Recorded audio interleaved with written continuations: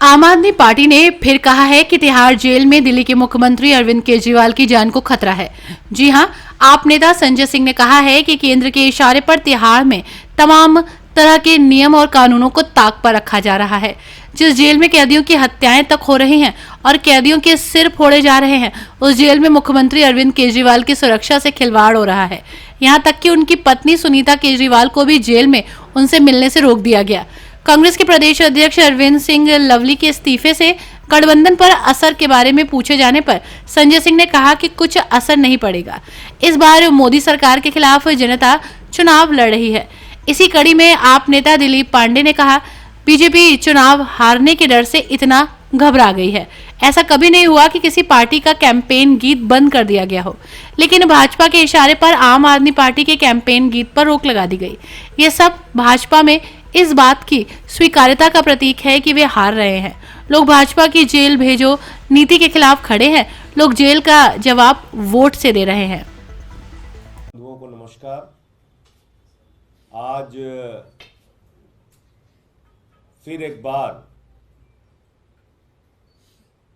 भारत की सरकार, भारतीय जनता पार्टी की दुर्भावना, केंद्र सरकार की तानाशाही आप लोगों के सामने आई है। उसका मैं विस्तार से एक एक करके घटनाओं के बारे में आपको बताऊंगा। अरविंद केजरीवाल जी के बारे में जब हम लोग कहते हैं कि जेल के अंदर उनको उत्पीड़न की सारी पराकाष्ठा उनके साथ पार की जा रही है, 23 दिन तक उनको इंसुलिन नहीं दी जाती, उसके लिए कोर्ट कचहरी के चक्कर लगाने पड़ते हैं, उसके लिए तिहाड़ जेल के सामने दिल्ली की जनता प्रदर्शन करती है, उसके लिए लंबी लड़ाई के बाद उनको जो उनके जीवन के लिए सबसे जरूरी दवा थी इंसुलिन, वो मिल पाती है 23 दिन के बाद। 24 घंटे उनको सीसीटीवी की निगरानी में रखा जाता है। पीएमओ और एलजी ऑफिस 24 घंटे उनके ऊपर निगरानी रखते हैं।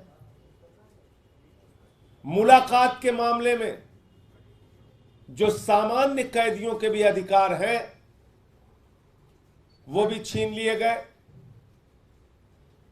पत्नी से मुलाकात होनी हो तो शीशे की दीवार बीच में रहेगी, आतंकवादियों जैसे मुलाकात। पंजाब के मुख्यमंत्री से मुलाकात होनी है तो जैसे बहुत बड़े अपराधी और माफिया से मुलाकात हो रही हो, शीशे की दीवार। मुझे मुलाकात करनी हो, मेरी मुलाकात कैंसिल। संदीप पाठक को मुलाकात करनी हो, संदीप पाठक की मुलाकात कैंसिल। आतिशी को मुलाकात करनी हो, आतिशी की मुलाकात कैंसिल। और अब सारी सीमाएं पार कर प्रधानमंत्री जी और केंद्र की सरकार इतनी दुर्भावना पर उतर आई है भारतीय जनता पार्टी के लोग कि पत्नी से भी मुलाकात कैंसिल। आपने कभी ऐसा सुना है? पत्नी से मुलाकात कैंसिल। अरविंद केजरीवाल जी की मुलाकात सुनीता केजरीवाल जी से जेल के प्रशासन द्वारा कैंसिल कर दी गई। कोई नियम नहीं, कोई कानून नहीं, कोई ऐसा तरीका इनके पास नहीं कि जिससे वो पत्नी की मुलाकात कैंसिल कर सकें। पत्नी की मुलाकात कैंसिल कर दी। आपको याद होगा सौरभ भारद्वाज और आतिशी को एक साथ जाना था। अंतिम दिन आतिशी की मुलाकात कैंसिल कर दी। बोले नहीं साहब, खाली सौरभ भारद्वाज जाएंगे। अब आतिशी को और सुनीता केजरीवाल जी को साथ जाना था तो सुनीता केजरीवाल जी की मुलाकात कैंसिल कर दी। जबकि बाकायदा मेल करके 27 तारीख को बताया गया कि सुनीता केजरीवाल जी और आतिशी एक साथ मुलाकात करने के लिए जाएंगे और जेल के नियमों के मुताबिक परिवार के 2 सदस्यों की मुलाकात होती है, या जिन लोगों के नाम दिए जाते हैं, जिन लोगों का नाम मुलाकाती सूची में होता है, उनमें से 2 लोग एक साथ मिल सकते हैं। यह जेल का नियम कहता है। क्या अरविंद केजरीवाल से इतनी दुर्भावना है, इतना डर लगता है, इतने आप लोग साजिश पर उतर आए हैं कि आप उनकी पत्नी की मुलाकात कैंसिल कर देंगे? अपने परिवार से वो नहीं मिल सकते? जिन लोगों के नाम मुलाकाती सूची में कोई भी बंदी, सामान्य से सामान्य कैदी हो, जितने लोगों का वो नाम देता है, उसमें से 2 लोगों की मुलाकात, जब मुलाकात होती है हफ्ते में 2 बार, तो 2 लोगों की एक साथ मुलाकात होती है। आपने सारे नियम कानून सबको ताक पे रख के कह रहे सिर्फ हम एक आदमी से मिलवाएंगे। एक 3 बार के निर्वाचित मुख्यमंत्री, दिल्ली के मुख्यमंत्री को आपने जेल के अंदर सामान्य कैदियों के भी अधिकार छीन लिए। जो एक सामान्य कैदियों को अधिकार है, वो अधिकार भी आज अरविंद केजरीवाल के पास नहीं है। अगर उनकी पत्नी उनसे नहीं मिल सकती, तो ऐसा तो अंग्रेजों के राज में भी नहीं हुआ।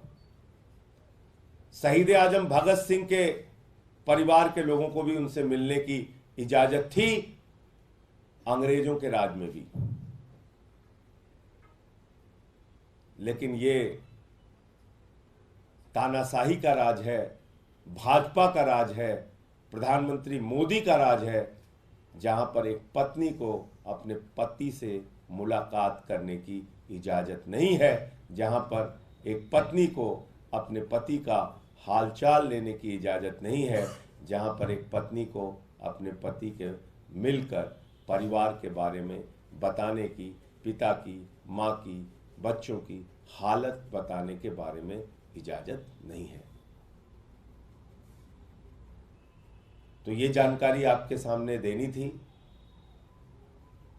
कि दुर्भावना और नफरत में देश के प्रधानमंत्री और उनकी पार्टी इतने आगे बढ़ गई है कि सारे नियम कानून को ताक पर रखकर जो अंग्रेजों के राज में नहीं हुआ, वो भी इस राज में हो रहा है। सुनीता केजरीवाल जी की मुलाकात अरविंद केजरीवाल जी से कैंसिल कर दी गई है। सर, तिहाड़ जेल प्रशासन का इस पे रिप्लाई आया है। उन्होंने कहा है कि पहले आज आतिशी मिलने जा रही है, उसके बाद भगवंत मान जी मिलेंगे। इन दोनों मुलाकातों के बाद सुनीता केजरीवाल जी को मिलने दिया जाएगा। कोई मुलाकात ऐसी रद्द करने की कोई नहीं है। मुझे आप एक चीज बताइए, 27 तारीख को जब हमने इन्फॉर्म कर दिया कि आतिशी जी और सुनीता केजरीवाल जी मुलाकात करने जाएंगी, और जो सूची है, मुलाकातियों की सूची है जो मुख्यमंत्री ने खुद दिया है, और किसी भी कैदी को देने का अधिकार होता है 10 लोगों का नाम, उसमें इन दोनों का नाम है, तो फिर किस आधार पे आपने कैंसिल कर दिया?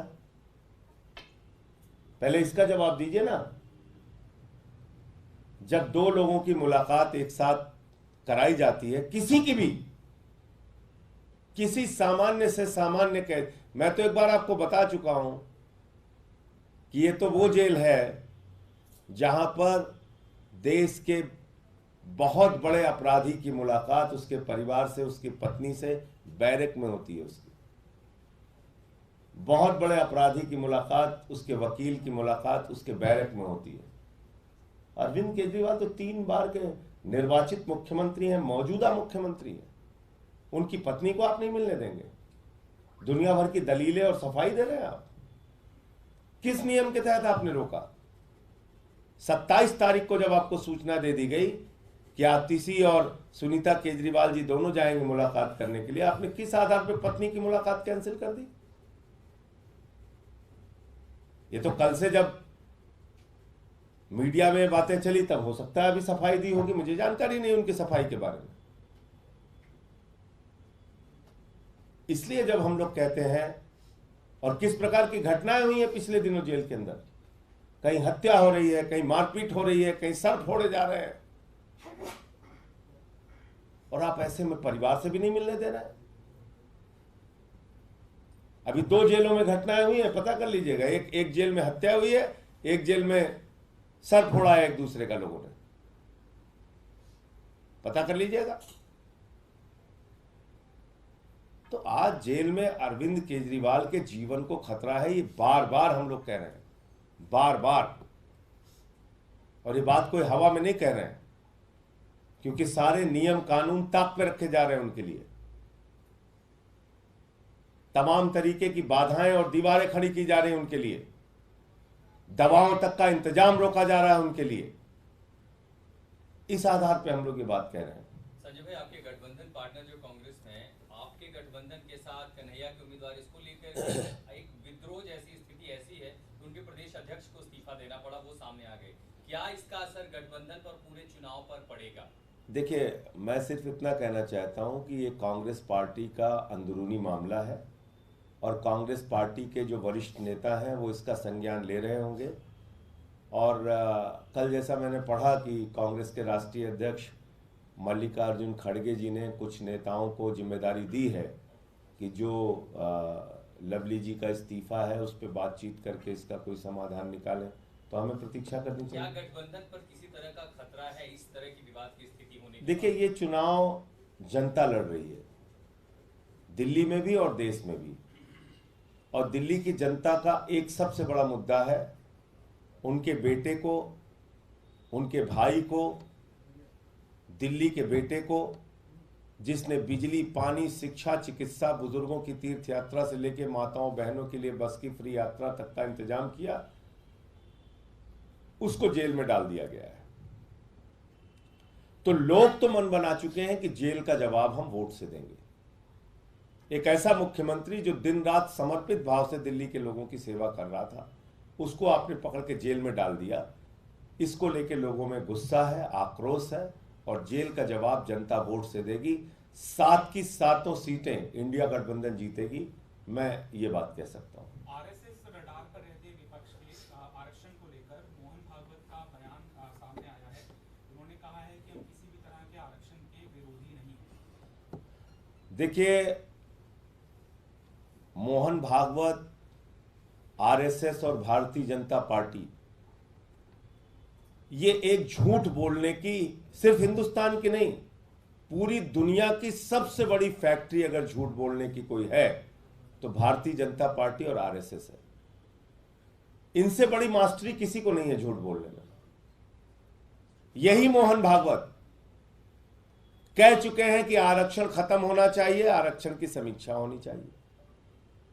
इनके एक नेता, संयुक्त महासचिव मोहन वैद्य, कह चुके हैं कि आरक्षण से अलगाववाद बढ़ता है, आरक्षण खत्म होना चाहिए। उत्तर प्रदेश के अंदर 69,000 शिक्षक भर्ती में ओबीसी का आरक्षण मारा गया। मैं ऑन रिकॉर्ड बातें बोल रहा हूं, इसको ध्यान से सुनिएगा, और अगर मैं कहीं गलत बोल रहा हूं तो इस पे सवाल पूछिएगा मुझसे। पूरे देश के विश्वविद्यालयों में, दिल्ली विश्वविद्यालय सहित पूरे देश के विश्वविद्यालयों में आरक्षण चुन चुन के खत्म किया गया। कहीं 1 पोस्ट निकाली गई, कहीं 1.5 पोस्ट निकाली गई, कहीं 2 पोस्ट निकाली गई, आरक्षण को खत्म किया गया। यह पिछले 10 साल में हुआ है। तो भारतीय जनता पार्टी और आरएसएस का साफ एजेंडा है, और मैं फिर दोहरा रहा हूं, पूरा भारत तो बाबा साहब डॉक्टर भीमराव अंबेडकर जी के संविधान को मानता है, भारतीय जनता पार्टी भागवत के संविधान को मानती है, और भागवत का संविधान कहता है, नागपुर का संविधान कहता है आरक्षण देश में खत्म होना चाहिए, भागवत का संविधान कहता है चुनाव खत्म होना चाहिए, और देश का संविधान लोकतंत्र खत्म होना चाहिए। इसके उदाहरण दे रहा हूं मैं आपको। अब आपने मुद्दा छेड़ दिया तो पूरी बात सुनिए। चुनाव खत्म करने की बात मैं क्यों कह रहा हूं? अमित शाह जी ने कहा 50 साल देश के ऊपर राज करेंगे। क्या फार्मूला है भाई आपके पास? 50 साल देश के ऊपर राज करेंगे?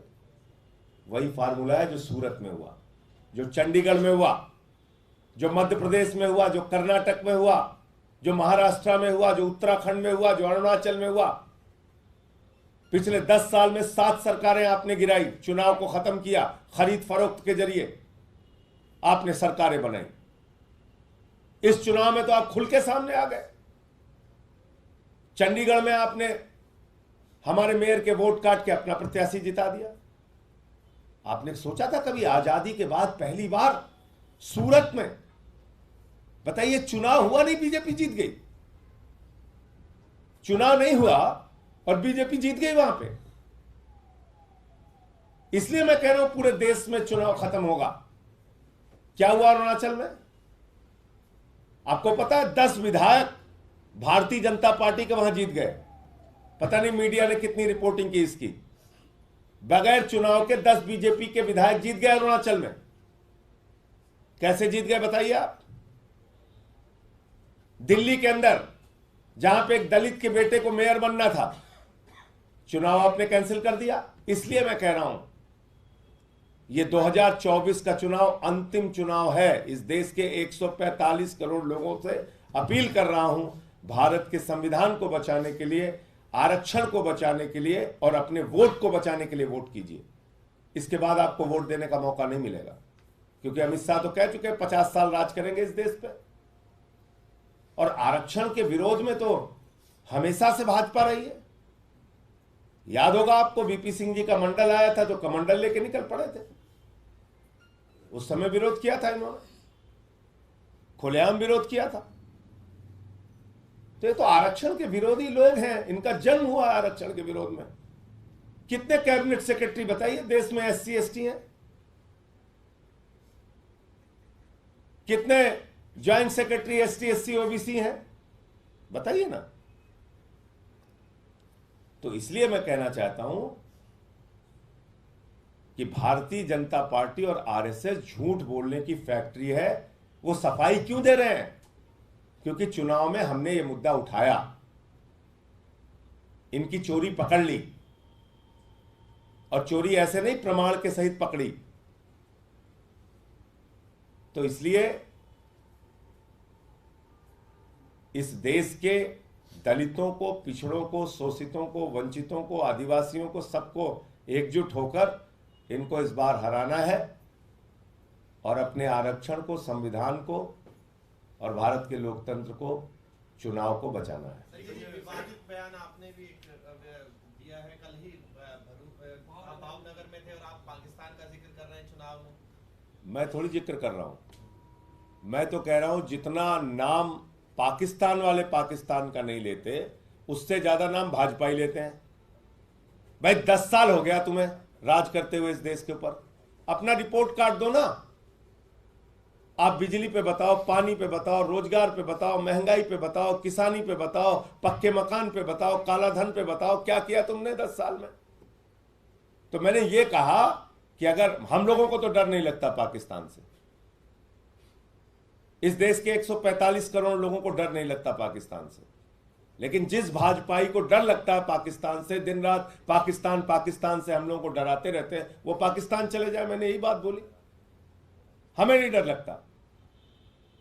अगर भाजपाइयों को डर लगता है तो जाओ पाकिस्तान, वहीं रहो तुम, दिन रात पाकिस्तान पाकिस्तान गाते रहते हो। ये मैंने बोला। ये भी कहा जा रहा है कि जो आरक्षण को लेकर गलत चीजें प्रचारित की जा रही है, जिसमें गृह मंत्री का एक वीडियो भी कहा गया है, FIR होंगी पूरे देश भर में, और आप भी। गृह मंत्री के वीडियो के बारे में मुझे जानकारी नहीं है। मैंने जो वीडियो यहां आपके लोगों के सामने दिखाया था, बोलिए फिर से दिखा दूं। मोहन भागवत ने क्या कहा है, मोहन वैद्य ने क्या कहा है, क्या कहा, क्या हुआ उत्तर प्रदेश में 69,000 शिक्षक भर्ती में, क्या हुआ देश के विश्वविद्यालयों में। आप बोलिए उसका आंकड़ा जो मैं आपके सामने रख सकता हूं, प्रमाण के सहित रख देता हूं। पूछ लीजिए कितने cabinet secretary ST SC OBC हैं, पूछ लीजिए कितने joint secretary ST SC OBC हैं, तमाम सत्ता प्रतिष्ठानों पे आपने किसको बिठा रखा है। तो इसलिए मैं फिर दोहरा रहा हूं, भारतीय जनता पार्टी और RSS झूठ बोलने की फैक्ट्री है। इनकी बातों पे यकीन मत कीजिए। आज वो सफाई सिर्फ इसलिए दे रहे हैं कि चुनाव है और हमने उनकी चोरी पकड़ ली है। 100% संविधान खत्म करेंगे, चुनाव खत्म करेंगे, आरक्षण खत्म करेंगे 100%। सूरत हो गया, अरुणाचल हो गया, चंडीगढ़ हो गया, 6-7 राज्यों में सरकारें गिरा दी, तो साफ है चुनाव खत्म करना है इनको। अमित शाह तो कह ही रहे हैं कि 50 साल राज करेंगे इस देश पे। धन्यवाद। अक्सर संजय जी आरोप लगते हैं कि सत्तारूढ़ दल पाकिस्तान की एंट्री कराता है, इस बार ऐसा लग रहा है विपक्ष पाकिस्तान के चुनाव में सत्तारूढ़ दल ही एंट्री कराता है, सत्तारूढ़ दल ही एंट्री कराता है। बार बार वो लोग हिंदुस्तान पाकिस्तान करते हैं चुनाव में, सबकी एंट्री कराते हैं, वो मुद्दों की एंट्री नहीं कराते। बस इस बार हम मुद्दों की एंट्री करा रहे हैं, हमें नहीं सुनना है सब बकवास, हमको मुद्दों की बात करनी है। एजुकेशन पे, हेल्थ पे, बिजली पे, पानी पे, बेरोजगारी के सवाल पे, महंगाई के सवाल पे, इस पे बात करो। संजय जी, लवली कांग्रेस का अंदरूनी मामला हो सकता है, लेकिन उन्होंने इस्तीफा दिया, उसमें कारण पूरी तरीके से आम आदमी पार्टी को बताया कि नीतियों पर सवाल उठाया, प्रोपेगेंडा बताया है और कहा कि सीधा निश्चित के समय में जो व्यस्तता थी उससे वर्ष अभी कंडीशन है। नहीं, ये आम आदमी पार्टी से तालमेल, देखिए मैं कोई झूठी बात नहीं करूंगा, और जिस आदमी की जो अच्छाई बुराई होती है उसको मानना चाहिए कैमरे के सामने भी। मैं जिम्मेदारी से कह रहा हूं, आम आदमी पार्टी से समझौता कराने में लवली जी की बहुत महत्वपूर्ण भूमिका रही है। अब किस कारण से अभी वो बोल रहे हैं मैं नहीं जानता, तो इसका श्रेय उनको भी जाता है। मैं तो उनको धन्यवाद दूंगा कि इंडिया गठबंधन को यहां पर बनाने में उनकी महत्वपूर्ण भूमिका रही है, और मैं उनको इस बात के लिए भी धन्यवाद दूंगा कि मुख्यमंत्री की जब गिरफ्तारी हुई थी सबसे पहले पहुंचने वाले नेताओं में वो थे। अब वो किस कारण से बात बोल रहे हैं वो तो वही बता सकते हैं। परिवर्तन क्यों हुआ, वक्त क्यों लग रहा है? अब मैं इसमें कोई टिप्पणी नहीं करूंगा।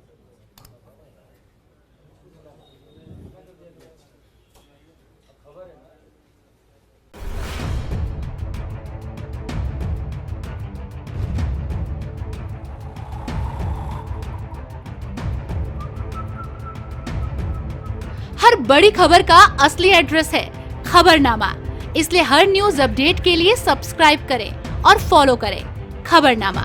और इस वीडियो के लाइक बटन को प्रेस कर इस वीडियो पर कमेंट के जरिए अपनी राय देना ना भूलें।